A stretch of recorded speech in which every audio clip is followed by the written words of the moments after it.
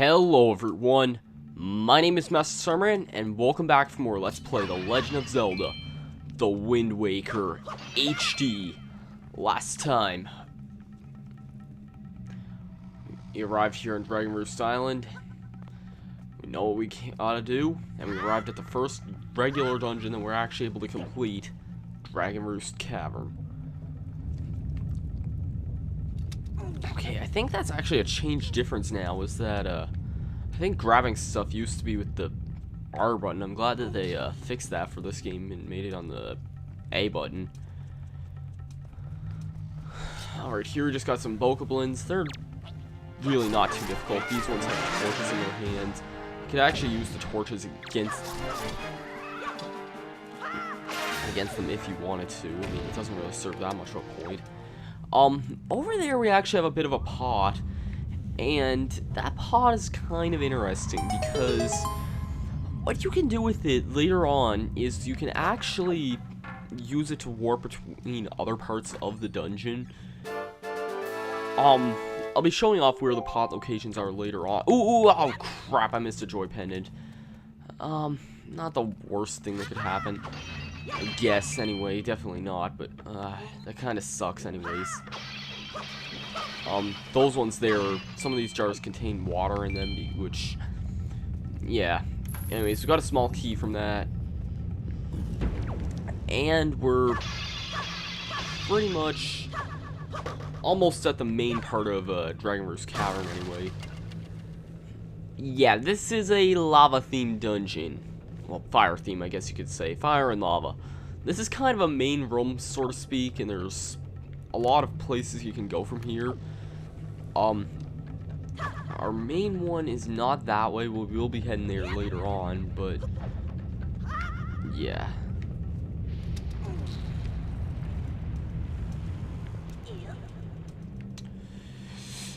Oh, sweet.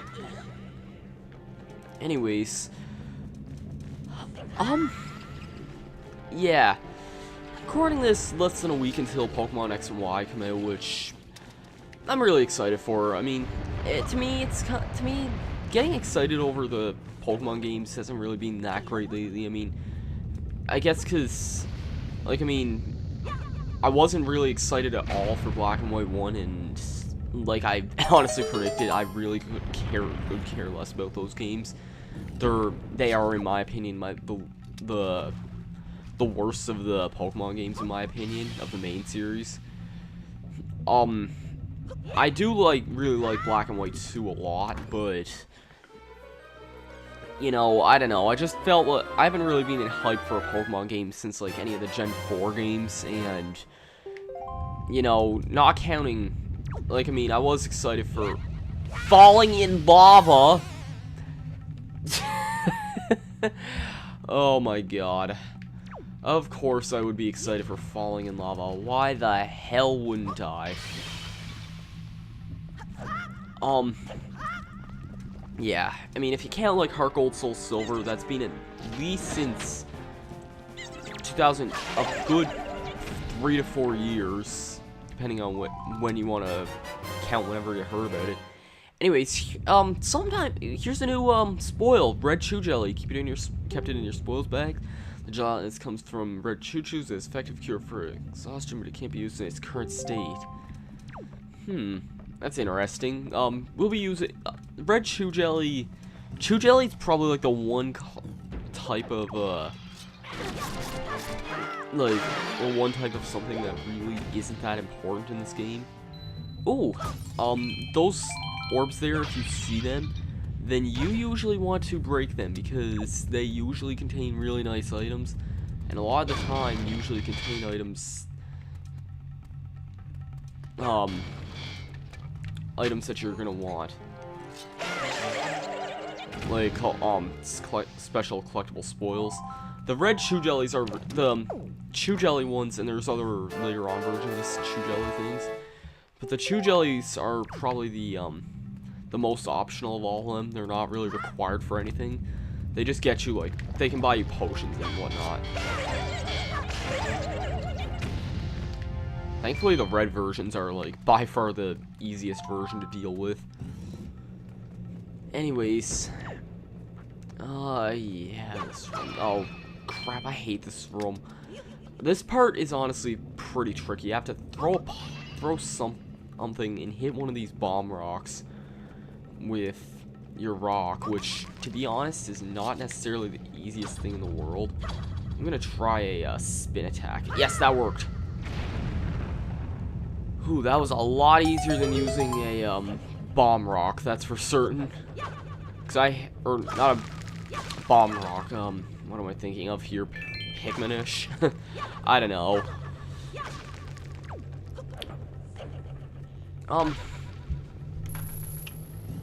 Oh man, hit the pop filter of all things. Trying to break into a new trend. That haven't been talking about anything else, and really a Chew Jelly dropped an orb. There was a path I just bypassed over to the left. It's actually a path that we can't really go to yet. And I think I might have just maxed my wallet out. Yeah, we can't exactly go there yet, but we do really want to later on, for sure. Knew you were coming.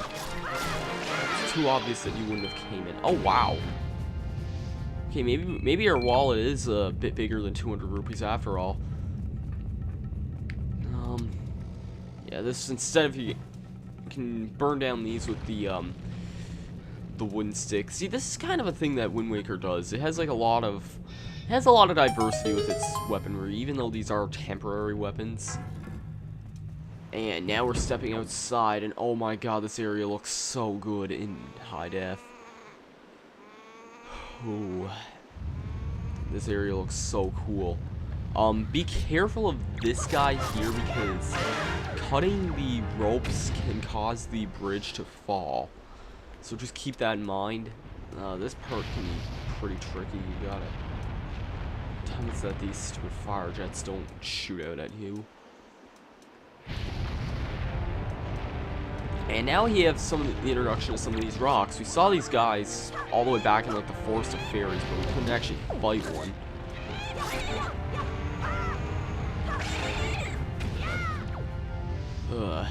And of course, they also drop a I never thought I'd say this, but that fire actually kind of saved my ass. The rocks actually drop a and by rock I mean like the bird enemy. They kind of drop a or they have a tendency to drop a special item that we need for something that we could actually probably do by this point, believe it or not. I don't think it's actually, well, you need to be grinding for a long time, but yeah, it is something that we do have access to. There's actually a, there's a guy on, somewhere on Dragon Roost, in the little place we were at last episode. There's a dude there who wants a bunch of items that you can get from, the bird enemies. Anyways, blowing that rock over opens up this door. And just continuing on. I'd say Dragon Roost Cavern is probably like one of the most straightforward dungeons in the game.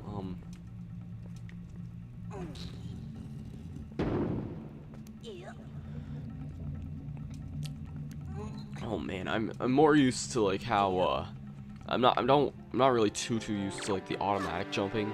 There is something I could show off here. Actually, I think King of Red Lions is gonna mention it. Link, have you seen any filthy thieving rats around? I know they're annoying, but keep your wits about them. They're only rats. If you spread bait near their nest, it may share stored treasure of you. Why don't you try it? So yeah, they have a chance of dropping some treasure. Pretty nice. Now I think. No, it's not this room. It's another room coming up in a second. Here we can find the compass, the first dungeon item. I'm surprised. I don't think I missed the dungeon map yet, but I mean, who knows? I might have. Anyways, you can throw this and burn that area over there, and that's where the key is. I should also mention that Dragon Roost Cavern, although it has no heart pieces, the only dungeon in this game, if you even want to count it as a dungeon, which I guess it is, that has a heart piece is the Forsaken Fortress, but in there's no heart pieces in regular dungeons besides that. Oh, no. This part's kind of, oh crap, this part's kind of weird. Basically, I have this bird here, and there's a key in his nest. I know, very strange. I would like to kill you though, because I would like to see if you drop the item I really like you would drop. Okay, is it? Yes, it is. All right, here we go. The Golden Feather. I was about to say Rock's Feather, but no, that's a completely different item. That would actually be a really awesome item to have in this game, but no, that's not in this. Golden Feathers, they are a collectible item similar to the Joy Pendants. If you want to know the exact numbers that you need for Joy Pendants, you are going to need a total of 60 Joy Pendants by some point in the game. You're only required to get 20 of them, but if you want to go for 100%, you do need 60. Anyways, speaking of Joy Pendants, actually, oh shoot, I completely missed the torch. I don't know how either, because yeah, I don't know if this game still uses the same like torch mechanics as the earlier games. I don't think so actually, because I think you can hold the things for as long as you need to in this game. That's actually really simple room. I think it was. Yeah, there's no treasure chests in that room other than the one I got. Here is the middle pot. There's 3 pots in the dungeon. One of them by the beginning, one of them by the end, and one of them by the beginning, or the middle. I think we need to go here next. Yeah, it is. Okay, this is a room I was thinking of earlier. There's actually something really important that we need to get here. I was saying earlier that, hold on, King of Red Lions was trying to say something a second ago. I'm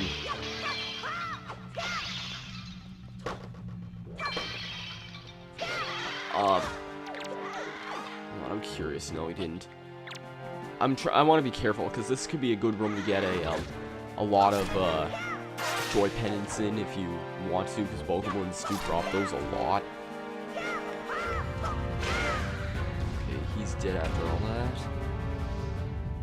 Nothing! No, I think it's on a higher up platform you need to be at. Or somewhere, I don't know. Oh, it's this thing here that you actually need. You need to light this other torch here, because there's actually a very important item that we'll need for later on. There's a treasure chest in here. And this will give us something very special.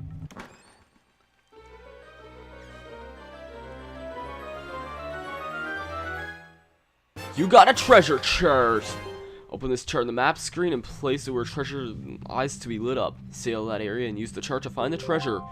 So yeah, there are treasure charts in dungeons all the time, and I did my research beforehand. There's 2 in Dragon Roost Cavern, so yeah, I think if you roll into this wall, yep, I believe you need to kill all these guys in the room as well. Yeah, it opens the door. Okay, that's pretty good to know. I've been up for recording for like 15 minutes now. I'm surprised. Maybe a little bit less, but I don't know. I don't know how long this video actually is going on for. Alright. Oh, these guys. I hate these enemies. They are seriously like some of the most annoying enemies in the game, and in this room, they are a freaking pain in the ass. I do not like fighting these guys one bit. Okay, I am just gonna leave him right there because he sucks. That guy down there, oh my god. I don't remember what those enemies are called, but they are really freaking annoying. And, believe it or not, actually, that's where the boss door is. I think that, wait, hold on, we need bomb flowers, yeah. I was gonna say, there has to be a bomb flower here somewhere. Because we don't get the, believe it or not, we don't get the bombs in this game until quite a bit later on. But yeah, anyway, you gotta, yeah, you can get the, pot. And believe it or not, we're actually not really even close to being done. In fact, we're probably about halfway done with this dungeon, despite the boss door being right there. Check it out! Seems like Valoo is over there. Run to the hills. Run for your lives.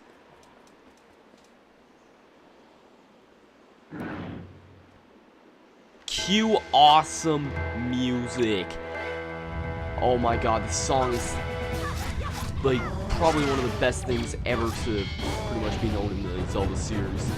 It really does like set the mood, especially for fighting two enemies at once. Okay, well, one of them's already dead. I'm gonna ignore the. Oh, okay, never mind. It was just a green rupee. I was gonna ignore him in case he dropped a joy pendant. Although, that's not it for the mini-boss. That guy drops this big lard, which is known as a moblin. Moblins are, to be quite honest, really goofy. They may seem really tough when you first see them, but they can honestly be oh my god.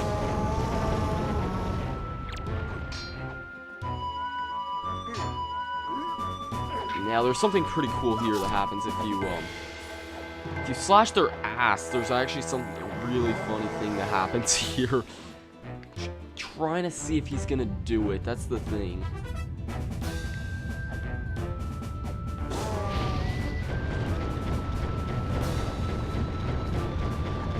Okay, maybe not. I'll try for a counterattack. There we go. And yeah, that put me right behind him. Yep, that's the funny thing. If you strike his ass, he like... Yeah.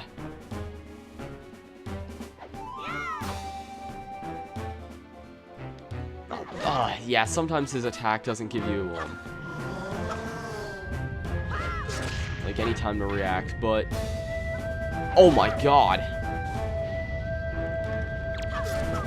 Okay, there we go. That is it for that guy. His crystal kind of dropped in an awkward place. And the jail to medley is open. I'm gonna break this first because we have a new item here. Skull necklace. Move the pop filter again, why don't I?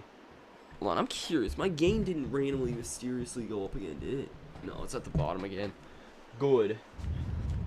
Skull necklace. Keep it in your spoils bag. The skull necklaces won't really be apparent for quite some time, but they are used for a later side quest that is pretty important. Link, you came to rescue me. Oh, thank you. I have to tell you what I found out. This is terrible. Some creature is doing awful things to the Great Valoo's tail. That's why he's so angry. The Great Valoo's tail hangs down in the rumble right below here. There's got to be something in there.